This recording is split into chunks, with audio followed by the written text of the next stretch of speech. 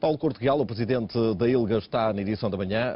Paulo, muito bom dia. Bom dia. Mesmo promulgado o diploma, como é que olha para esta posição pública do Presidente da República, claramente contra o casamento homossexual? Bom, de alguma forma, em primeiro lugar, claro que foi com agrado e muita satisfação que a ILGA Portugal viu a promulgação da igualdade no acesso ao casamento e, de facto, Portugal ficou na linha da frente da luta pelos direitos fundamentais para todas as pessoas, nomeadamente na luta contra a discriminação em função da orientação sexual, tornando-se o 6º país da Europa e o 8º do mundo com a igualdade no acesso ao casamento. Por outro lado, também é de registar que o Presidente da República fez este anúncio no Dia Mundial de Luta contra a Homofobia e Transfobia. Portanto, foi no dia em que vários países lutam precisamente contra esta forma de discriminação que o Presidente da República julgou suficientemente relevante, no fundo, esta questão, para fazer inclusivamente uma comunicação ao país. E, portanto, nesse sentido também foi com agrado que vimos o Presidente da República associar-se, no fundo, a este Dia Mundial de Luta contra a Homofobia e Transfobia ao promulgar esta lei e ao fazer de Portugal notícia internacional no que diz respeito a esta claro questão. Que, pela sua posição pessoal, que fez questão de tornar pública, não era esta a decisão que tomava. Mas isso, de alguma forma, também é um pouco a mensagem que todo este processo veio trazer ao espaço público. Uma mensagem particularmente importante, que os preconceitos das pessoas obviamente existem, de que obviamente temos um problema grande a resolver em termos de discriminação, mas que esse preconceito não pode fazer lei. Esse preconceito não pode, num Estado democrático, valorize a igualdade, a liberdade e a não discriminação, não pode de facto ser consagrado enquanto lei. E de alguma forma foi isso que aconteceu aqui. E essa mensagem ficou, julgo que clara. É impossível, no fundo, defender a manutenção de uma discriminação com base nos valores fundamentais num Estado democrático como Portugal. E temos, neste momento, por isso mesmo, este motivo de orgulho numa liderança em termos de luta contra a discriminação que deve mobilizar não só todo o país, mas todo o mundo. O Presidente falou também nos retrocessos vividos em relação a esta lei noutros países e dá-os como maus exemplos. Acredito que depois do passo dado ontem em Portugal é possível algum dia voltar atrás? Não. Aliás, o Presidente da República falou de outros países que têm soluções alternativas. Alternativas, mas que tentaram avançar no sentido que Portugal avançou agora e depois deram esse passo atrás. Não conseguiram, de facto, liderar neste processo, não conseguiram ser um símbolo de progresso a este nível. O que não significa que não haja, obviamente, uma reivindicação forte nesse sentido e não tenho dúvidas de que, mais cedo ou mais tarde, isso acontecerá.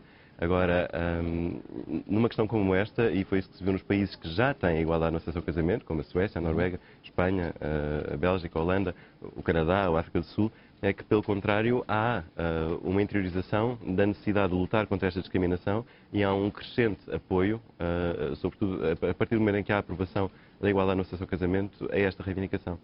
No fundo é um pouco como o voto das mulheres, que hoje em dia não se põe obviamente em causa, mas são conquistas civilizacionais que de facto marcam a luta contra todas as formas de discriminação e que não têm retrocessos. Portanto, e acho que é isso que vai acontecer também em Portugal. A questão da adoção vai para já cair ou continua a ser uma bandeira dos ativistas homossexuais em Portugal? Bom, nunca caiu e, na realidade, todas as questões, aliás, relativas à parentalidade estão e continuarão a estar naturalmente em cima da mesa. E não é só a adoção, estamos a falar também da procriação medicamente assistida, estamos a falar sobretudo das crianças que já hoje são criadas... Depende da questão da adoção, porque foi a questão mais polémica em relação a esta lei, mesmo quando chegou à Assembleia da República para ser votada. Certo, mas a realidade é que de qualquer maneira não seria a resolução de todos os problemas relativos à parentalidade. E de alguma forma o que nós temos defendido é uma atenção às crianças que já existem hoje em Portugal. Não são uma ficção, não são um projeto, são uma realidade. Isso é uma realidade para muitos casais de pessoas do mesmo sexo que, de facto, nos quais só uma das pessoas é que é legalmente reconhecida enquanto mãe ou enquanto pai dessa criança. Qual é que é o problema? O problema é a proteção dos direitos dessa criança, a segurança dessa criança e a garantia de que terá as duas figuras parentais que conhece reconhecidas legalmente.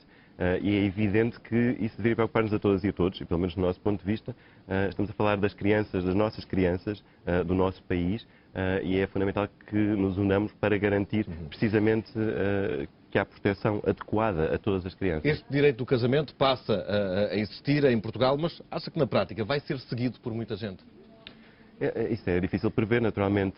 Agora, certamente que passa a ser uma perspectiva que não existia antes. Mas certamente saberá, como presidente da ILGA, se há muitos casais com a intenção de dar este Sabemos que há vários casais, claramente, que têm essa necessidade, pelos mais diversos motivos, e esse desejo.